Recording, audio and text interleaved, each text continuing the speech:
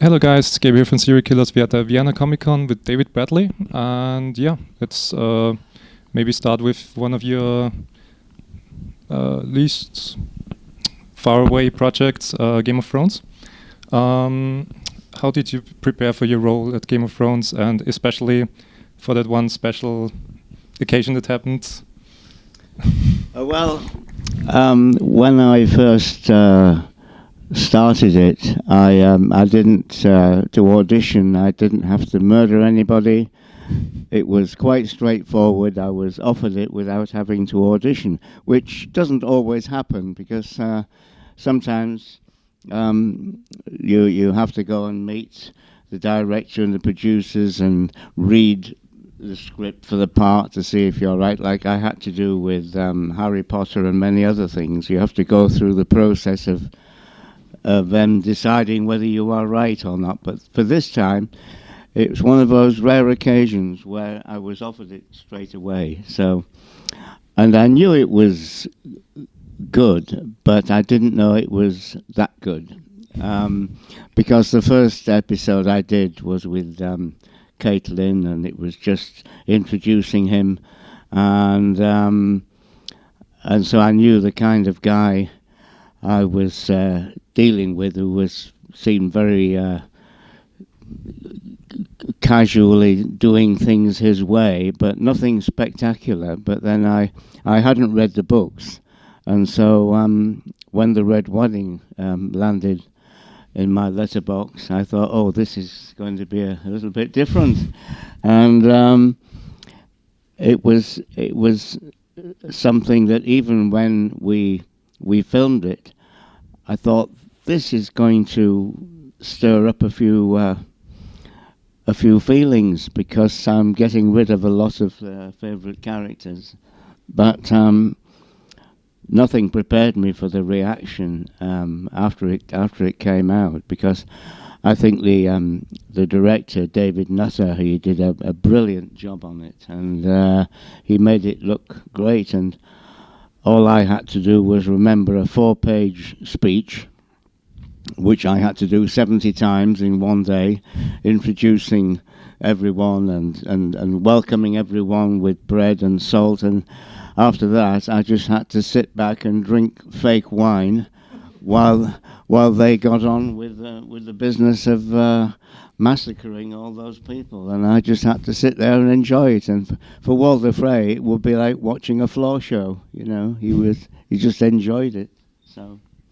How would you describe the difference between your portfolio, like you did appearances in Captain America and Harry Potter, also in Hot Fuzz? So how would you describe the difference between TV show productions, appearances in movies, from your perspective?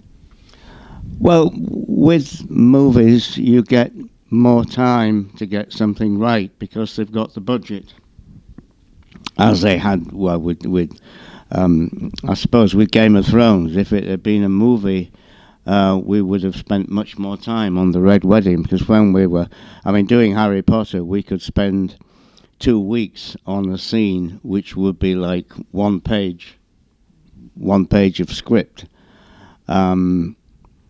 But in TV, you probably do that in a day quite easily. So it's the time that you get with the difference in the budget that makes a lot of difference.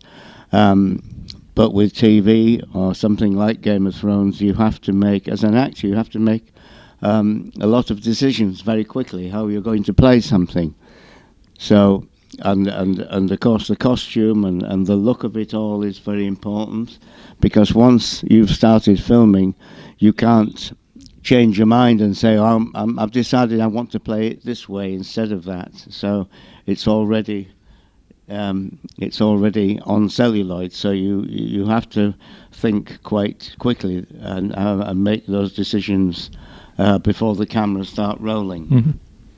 And your very long list of movie appearances and TV shows, is there one particular moment you really remember through all the years, like one moment from the casting or behind the scenes with some actors? Because some of your movies collide with the actors in it, like Harry Potter, Doctor Who, and stuff like that. So, was there any moment you want to share with us? This was really special for you. Only, well, I suppose in the 10 years I did Harry Potter, the second film, Chamber of Secrets, I remember that particularly. That is my favourite, not only because of the story and that Filch gets to blow his top with everyone because he thinks his cat has been killed. And I loved doing it. It was a great scene to be able to do. But also, I had with me, my daughter was on the set with me, and she was around 13 at the time. And she was just spending time with me and hanging around the studio and the hotel. And Chris Columbus, the director, said, I hear your daughter's here. Let's get her in the movie. So, well, okay. So they got her a costume, and she was part of the crowd that Filch had to push through to get to see his cat. And so I had to come through the crowd with my lamp and pushing my way through. And the director gave her a really good spot right at the very front, so I would walk right past her. However, when it came to shooting it, the boy, another kid who was taller than her, decided that was his spot, so he edged his way in front of her. And suddenly I became this pushy, ambitious father as I pushed my way through, screaming, "You murdered my cat, I'll kill ya! I'll kill ya!" So I had to think about doing all this, and at the same time making sure that pushing this kid out of the way so my daughter could be seen. And I suddenly became this pushy dad. And so in the end, when we saw the movie, there's just a moment where I come through and her little head just pops up and she's in the film. And so when we saw the premiere in London, the cinema was totally silent apart from my daughter going, "Yay!" And so that for me was, worth it. And I'm glad I didn't hurt the kid, of course. I just made sure he was out of the frame and my daughter was in. So, yeah, so that was a particular pleasure. You also had a video game appearance in the Mandate, when I'm thinking, or you did some voices for the game. Do you got any plans on future video game appearances, or is it something you enjoy? Yes. I don't have any clear memory of doing that. It's just a voice thing. Yes, and I've got one lined up for Troll Hunters. Which I did with the animated series.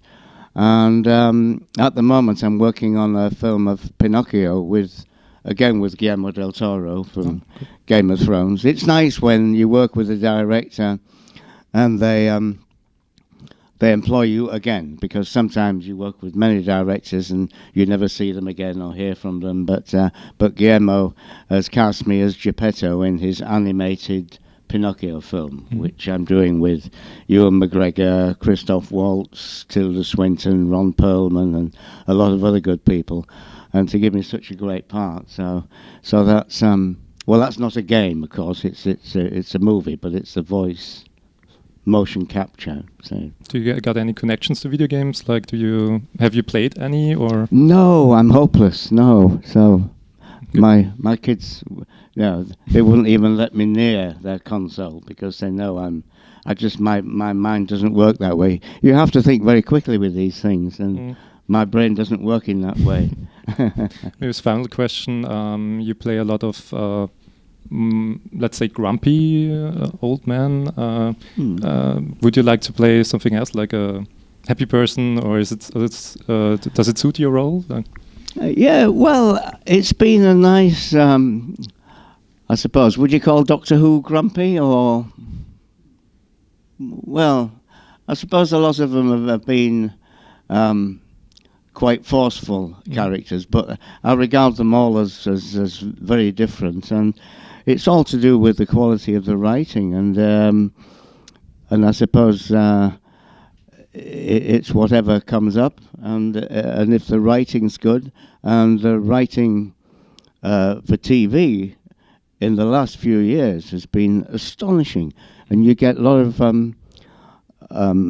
A-list actors and actresses who wouldn't dream of doing TV a few years ago, and now they're all lining up to do it because the writing is great. The projects get the green light much quicker than a movie, because movies, as you know, the budgets can vary, and if one backer pulls out, the whole thing, the whole house of cards comes down, and so I think TV is really right up there, the best kind of work at the moment. Okay. Thanks for taking your time. It was great. My pleasure. My pleasure. Thank you. Thank you.